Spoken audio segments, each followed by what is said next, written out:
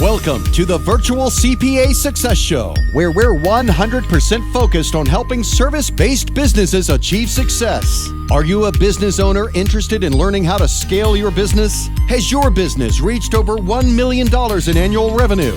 Then this podcast is for you. Hello, and welcome to today's podcast. Today, we have Carl Smith from the Bureau of the Digital here to talk about a lot of things, but I think what we're going to start with is there's something that Carl has done that I find pretty amazing. So, being an accountant for over 15 years, a lot of times you work with people within your firm, but what's going on at other firms and other agencies is usually pretty secretive. And so the first event I went to with the Bureau of Digital, I was in shock. The amount people were sharing, the amount that was going on, the amount of talking among different companies that were doing the similar thing was a pure world of amazement for me. So that's why we wanted to bring Carl on. But before we go down that path, Carl, why don't you give us a little bit about your background and kind of where the Bureau of Digital started? Sure. So I was a theater major in college and thought that's what I was going to do, but then realized that I was destined for cruise ship theater and maybe $24,000 in a good year. So I ended up in advertising and spent 14 years there, learning a lot about marketing, communications, and a lot about client management.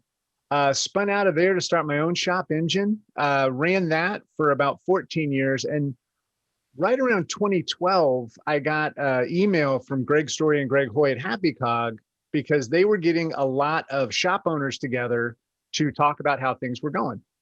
And I didn't know why they wanted me to go. I actually asked them and they said, well, we've been reading your blog and you're either really smart or you're totally full of crap.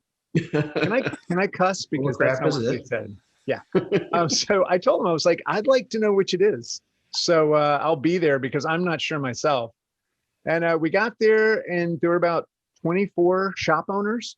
There were also Gabe Levine was there to represent the legal side. And, some of my best friends came out of that first meeting. And what I remember about it was the very first thing we did was we took an oath. And that oath said that we wouldn't share anything a reasonable person would find confidential, right? Especially after having a few drinks. So it was one of those things where it set the tone. It was kind of campy, but it also said, this is between us. And then the very first thing that happened was Greg Hoy shared that they were in a little bit of a difficult spot financially. And when he did that, it kind of made everybody realize, oh, this is what we're doing. We're going to tell the truth. And that kind of set the tone. That was 2012. And fast forward to now around 2016, Greg Story and Greg Hoy had other things they wanted to accomplish. So I hung out, they took off to do those things, and here we are. Great. No, I think it's a great story. And I think what I love about the events you do is, I'm not saying not a lot of work goes into it, but what I like is that you bring up a topic and you just let it go, So it's like, I think I've been to probably 8, 9 events by now, and like everyone is different, even though the topics are very similar. And that's what I love is you let the audience take it where they want to take it. So, you can be talking about forecasting, and one forecasting meeting can be, you have 20 people and it goes one direction. And then the next time you go to an event, it's completely different, even though it's the same topic. So again, that's my favorite thing about the events is that you may keep it simple so that way it can go where the audience actually wants it to go. Yeah, I mean, it's really more of a framework than it is any kind of a structured agenda. And the thing that I think I've loved the most is over the past few years, we've even gotten a little more relaxed, where instead of having a topic, we're trying to have a theme. Mm-hmm. And I think why this is so important is because we may be getting the information on what people want to talk about a month out. Mm-hmm. And this industry moves so fast that in those 4 weeks, when we then sit down, people forget what they said, was going to be important to them. So then we can just, what I call chase the energy. It's like if people get really excited about a certain topic, let's not shut it down because that wasn't what we're supposed to be talking about. Let's let the room go on that. And I think that's led to some of the best discoveries that we've had, because somebody gets excited and they share how they're maximizing their energy during the day and they've come up with some little game that they play or whatever. And then you see everybody write it down. Mm-hmm. As soon as I see every head go down and people taking notes, I'm like, that was worth the cost of admission right there. Mm-hmm. For sure. So I got a Jody, quick question for you. I was just in an accounting, a really nice accounting a conference, not conference, but kind of we're talking about how can we plan an event where actually people truly do share? Because the comment that I got was that, oh, we can only have one person from Cincinnati, one person from Fort Wayne, one person from Dallas, because we don't want them to share information with people that are close to them. Why is that never really an issue with the people that attend the Bureau event? I'm sure they've got to come thinking that, right? Or don't they? Yeah, so I don't know that it's never been an issue, but it's never been an issue that I've been made aware of, and I probably would have been. I'll tell you that when I was in the advertising world, it felt like everything was a bubble within the shop you were in, and maybe it's similar with what you're saying with the accounting firms. With the Bureau, I think when we started in digital, like if you look at the early 2000s, mid 2000s, even really now, there's so much work that it's not like you lost something to somebody and then you went under, or that they took something from you. I remember I knew two shops that battled all the time, and the two owners ended up being friends. It like really blew my mind when I realized they were vacationing together, when all I knew was that one of them undercut the other one and all this kind of stuff. I'm like, what? But at the Bureau events, even if you're in the same market, like we had, I think the third or fourth owner camp, probably 10 people in the room of 30 were from Philadelphia. Now, I don't know how many shops are in Philly, but we had 10 of the best ones in there, and the thing was, they were sharing, they were going for it. I think also in this space, a lot of times clients hire personalities, they hire the culture, they hire a lot more than just who can do the work and what the cost is. And maybe that changes over time, but I've never really seen anybody be too reserved. I have had people call and ask who's going to be in the room. In fact, if you go to the website, when somebody signs up, we'll put their logo on the site so that you can see who's going to be there. Oh, that's a great idea. Yeah. that's a really good idea. Yeah, and I think what also helps is having the repeat customers. I think having people come to multiple events helps set that tone of like, okay, I've been to one of these before. I know what it's going to be like. And so when that first topic comes up, there's those, I don't know, what do you say, 25% of the room that's been there before that are going to jump right into the sharing, and they're not going to be holding back at all. And maybe the number's even higher than that. But I know every time I've been, there's always been those people that have been there before, and they kind of set the tone of like, hey, I'm going to share this. I'm going to throw it out there, and I'm not afraid, Yeah, no, that's definitely a huge part of it. And it's a little different in the online events, but in the in-person events, when we set the table, I would say that probably takes as long as anything else we do. And we don't talk about it much, but we will always make sure that we have alumni who are open to sharing sitting early in the rotation, so that when we go through introductions, we know we've got somebody there who's going to set the tone, right? And then also, when we see those pre-event surveys, if we see two people who might be struggling with a potential layoff, we'll sit them next to each other, but we won't tell them why. We just know that over the course of the time, somebody's going to make a comment that's going to trigger the other person, and then they're going to start talking. Once you open up with one person, I think it kind of has a little bit of that domino effect that you've already shared it with somebody you didn't know. So now it's not as big of a deal to just do it a little bit broader. I didn't realize you're so calculated. That's very very impressive. He's just trying to prove, because I said he doesn't do the actual work, so he's trying to show off now. Yeah. I hope Lori doesn't watch this, because she's the one that actually does everything.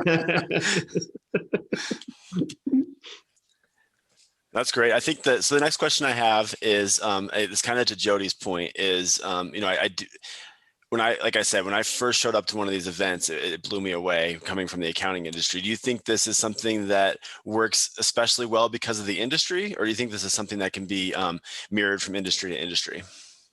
I think it depends on the industry, honestly. I know that in the past, I've been approached about maybe doing something similar for lawyers, or do something similar for accountants, or is it the kind of thing that you could e-myth and like replicate for other groups? I think because in digital agencies, web shops, whatever you want to say, digital firms, there's so much fear because most people running them were not business people. We didn't go to school to run a web shop. You probably went to school to be an accountant, right? So it's like totally different. So you have more confidence in your ability because you're leaning on something that's factual. Meanwhile, we're making shit up all the time and hoping that it works. And we want to know that there are other people like us. And when we find out that everybody is like us in this space, that nobody went to school to learn how to run a web shop, I think that's what makes the bond so strong. And what membership's growing 15% a month right now. Jeez. So I think that's a testament that there's so many people out there who really don't know how to move forward. And they just need that group that's going to tell them, yeah, you do. Just go for it. Yeah, for sure. Kind of with that group there, what's the demographics of your group? It's an interesting question. I don't really have great data on that. I would say my gut feel is that most of the owners that are coming in now are younger. Mm-hmm. So I'd say when we first started, when I first came into the bureau stuff, I was in my 40s. I think most people were like in that age range. Obviously, we're growing older now. I think now most of the people coming in, we have a good mix gender-wise. And I would say probably 30s. Like I would say mid 30s to mid 40s is kind of the age we see. A lot of Canadian shops continue to come in. I mean, we're predominantly North America with probably 30% being Canadian. And then we just had a Russian member sign up recently. We've had a lot of members coming in from India. We've had a few from Japan come in, Australia. So it's like, although that's a really small number, it's interesting to start seeing that happen. Mm-hmm. And again, it's kind of the same all over the world when it comes to building the web. Mm-hmm. Everybody just kind of stumbled into it because it was a little bit of the Wild West. I mean, you could just go for it. Sure. What are the typical sizes of your firms? It's really, I would say 30 to 50 is probably the normal range. Like that's where we're seeing the most. We have a few solopreneurs in there, a few, single riders. But for the most part, over 100, maybe 3%, the majority in that 30 to 50 and kind of scattered around. Gotcha. Okay. That's cool. Now you mentioned your growth per month. Is there I know Jody was just asking some demographic times about your overall companies, but what about the ones that are joining? Is there a certain time when companies are like, okay, I need to join because I just hit my 10th employee, or I need to join because I just hit a couple million in revenue? Or do you see that pretty scattered as well? It's really the events that drive membership.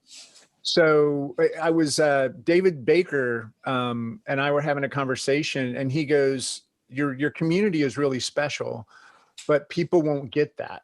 They're not going to join just because it's a community. Give them a reason when they find information that they need. Like we've got a better estimating workshop coming up, right? It's like, make it stupid not to become a member. Like make the price difference 300% more if you're not a member. And that's what we see a lot of. And then I consider it our job to make sure they stay.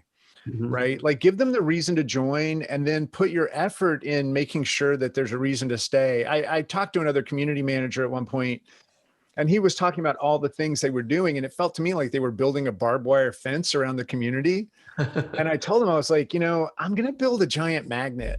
I love this, you do you and build your wall, but I'm going to build this magnet and just try to make it so important that you're here that you don't want to leave. Well, how do you do that? I mean, do you have like Slack channels, and what causes people? Oh, Jody, you're in the Slack channels. I know. What do you exactly? Do? Yeah. So it's is that it or no? So basically, those Slack channels drive everything. So everything in the Slack channels is what we put in the weekly newsletter. So we look at the conversations, we see what people are wigging out about, what answers they're getting, what answers they aren't getting. Right now, the Great Resignation is starting to hit web shops. They aren't able to find the people that they need to do the work that they've landed, and they've gotten a lot of work for the most part. So then that's going to become what we put into the newsletter so that we can send out, these are things you can look at, like put some answers in there, that sort of thing. That's going to drive the events. We've got a hiring and onboarding workshop coming up that was based on a few months ago. That was the thing. People were getting people in. We're going to do another workshop before too long that's going to focus a lot on retention, because that's the issue that's happening now. People are coming back from vacation, and that vacation was actually, they were talking to other shops, right? And now they're taking off. So But then also we're creating clubs within the Bureau. So we have a Biz Dev Accountability Group, which is really a club. They meet once a month. They hold each other accountable for things they said they were going to do. We have a Bad Bitches Wine Night, which is the official women's meetup for women owners in the Bureau. We've got a running club that's getting ready to start, and also a podcasting club. So it's like any other things that people are interested in, all they have to do is tell me about it, and they have to create a logo. That's the other requirement, because if they create a logo, they're serious. And that's not too hard for a lot of people that attend the Bureau events. Actually, here's a little proof in the pudding there. There's the Bad Bitches logo. I just got my sticker. Nice. Perfect. Yeah, I have noticed on your Instagram feed that you've been logging a lot of miles. So I'm guessing you're the one starting the running club. Actually, it's Brandon Steiger and Adam Kurzawa who reached out to me about something else. And then I told them, I said, hey, I've wanted to do this, but I didn't want to push it. And they were like, push it. So yeah, I'll accept responsibility, but yeah, I've wanted it for a while. But you know, when you're driving the car, sometimes it feels weird to decide where you're going. Yeah. I know that sounds weird, but it's so true. That makes a lot of sense. 100%. So I'm curious. I know the last year obviously has been difficult for a lot of companies and agencies, but for you specifically, I know you had to make the move to virtual events, and I think it's been pretty successful for you. But I'm curious, how's that changed your future outlook, including kind of the short-term future? Yeah. So, you know, it was one of those things when the pandemic hit. We ended up the following month having a $70,000 loss. And that was because we had to refund a lot of tickets that people had bought. And I remember telling the team, you know, I don't care if we have to put it on my personal credit card. Nobody's going to get laid off or in trouble or whatever because we couldn't give that money back. At the same time, we had about probably $50,000 or $60,000 where people said, just hold on to it. It's fine. We'll figure it out later. So I think the big shift that happened for us was when we went to membership. Like, we always had membership, but we only had 65 members maybe coming into 2020. Today we have almost 700. And so in the course of that 14, 16 months, what really happened was, you know, the community started to rally around us. There were some videos created that talked about what the Bureau meant to people. Membership started to sell.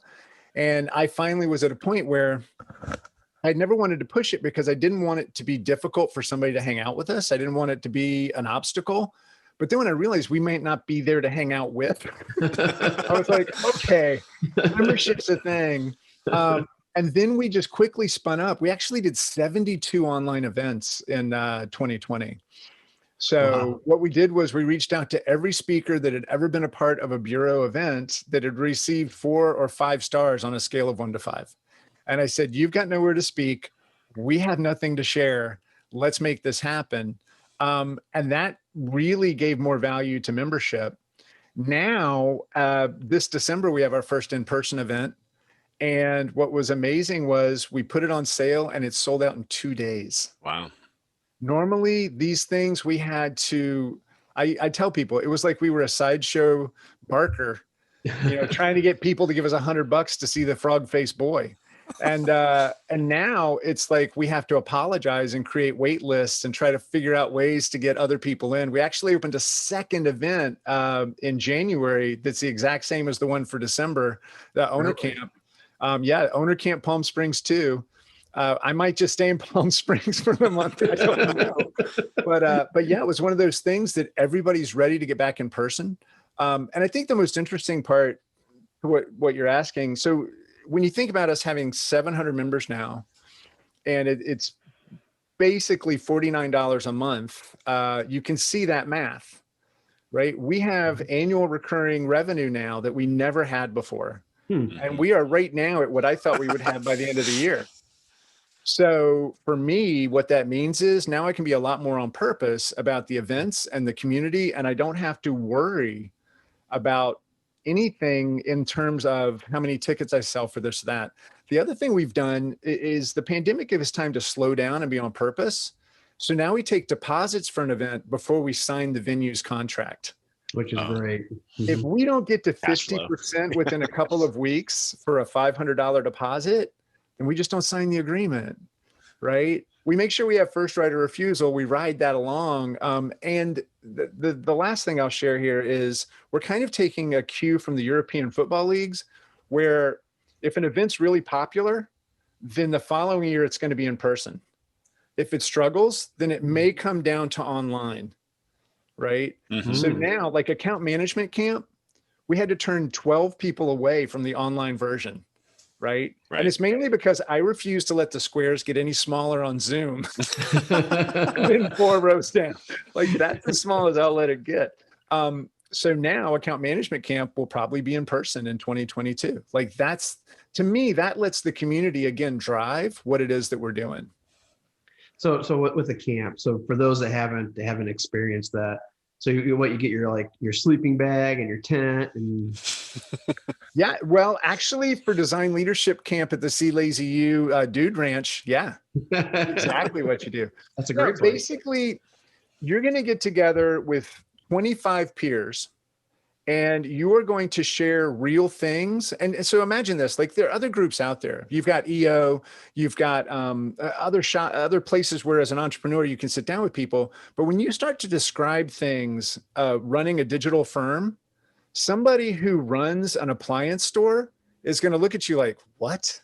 When you say, yeah, our tools change like every 2 to 3 months. You're like, what? And then you're like, yeah. And we can't find this specific type of person because now everybody has to have this specific type of person. But when you're at a bureau camp and you say that, everybody's like, yeah, I understand, because this is such a unique industry and such a unique aspect of the industry that until you find the people, and that's what we hear all the time. It's like at the big events and the small events, people go, I found my people, and that's it. I remember once, a good friend told me that we had to be careful because somebody could replicate this really quickly. If they could just, if they decided they didn't want to pay for membership, they could just tell everybody, hey, come over here. I'm doing it for free. And I was like, God love them if they do that, because it's a lot of work. And I don't think they realize that it's taking 2 people full-time and 2 people part-time to do all of this.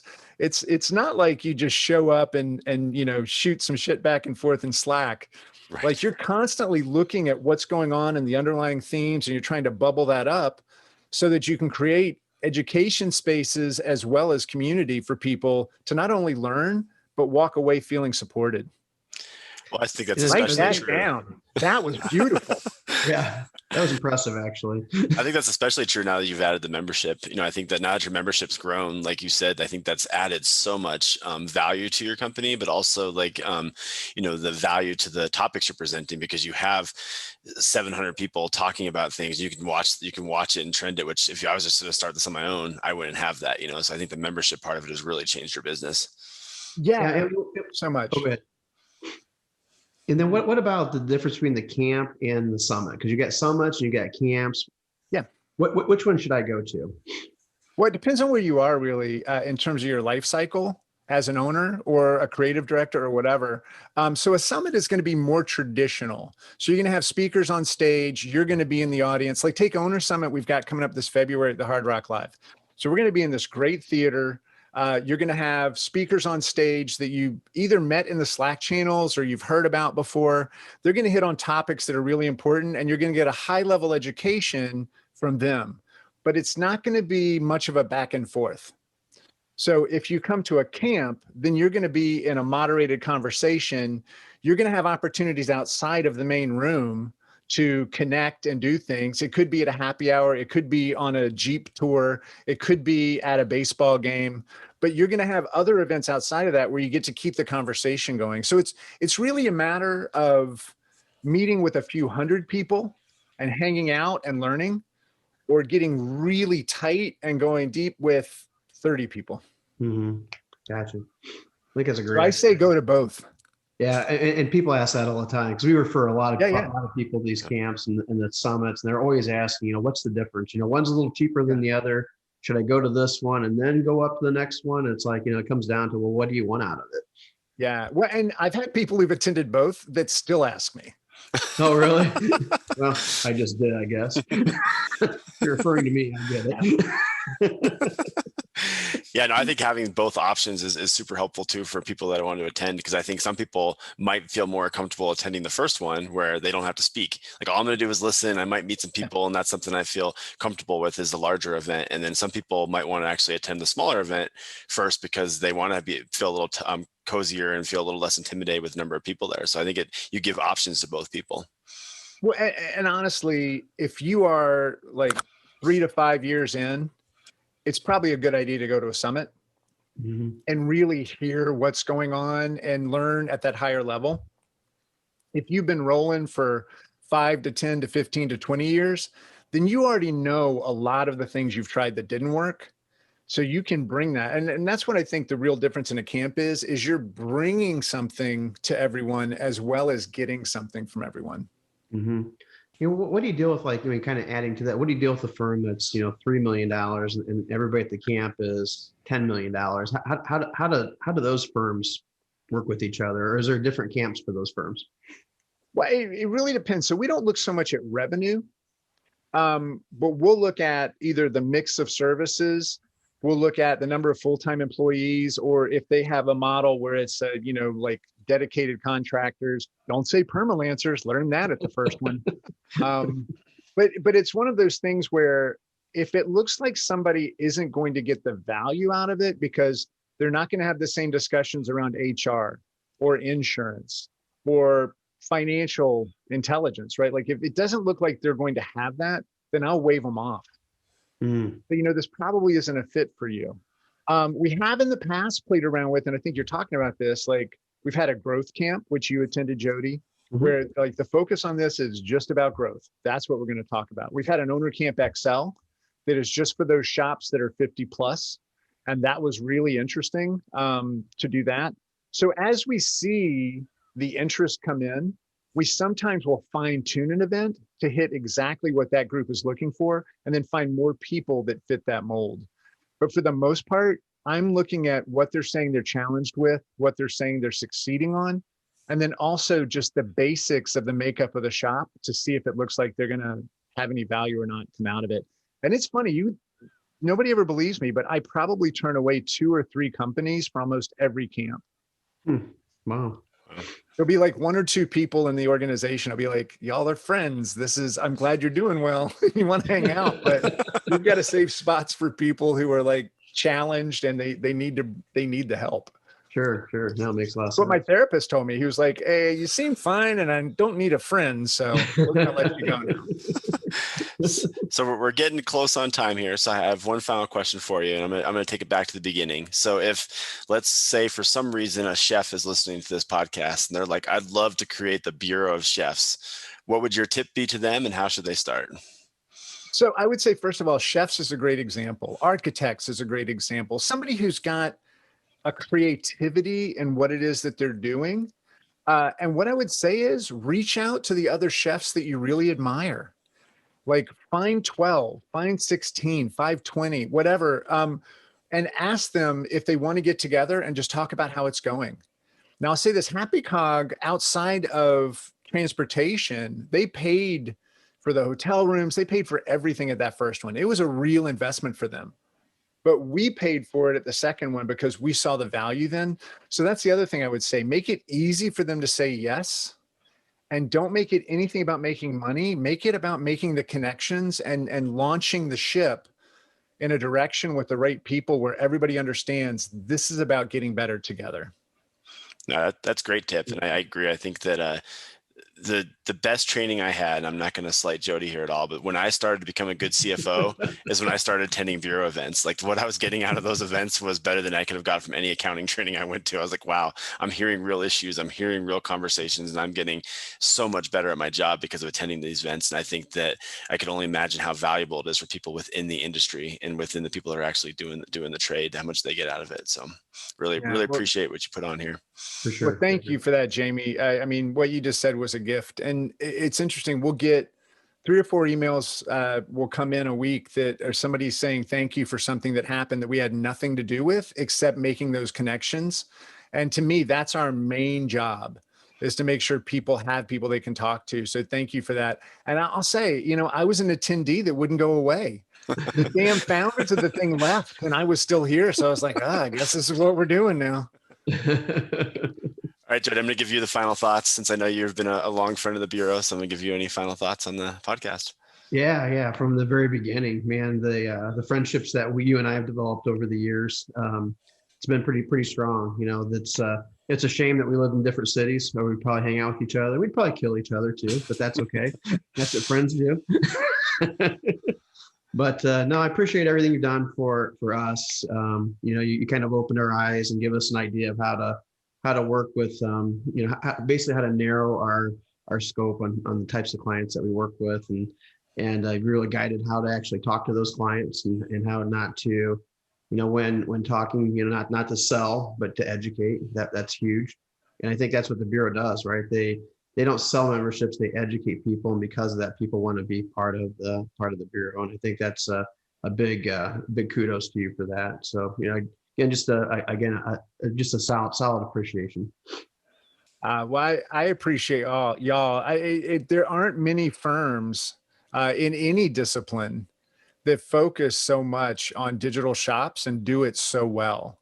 So outside of the friendships that I have with both of you and also with Adam and with Dave, it's like what this is about is being humans who are doing something together, and y'all personify that. Thank you. Awesome. Well, appreciate both you guys. Thanks for coming on the show. And I know this will be one of our most listened to podcasts, I can tell already. So thank you very much. Thanks, Carl.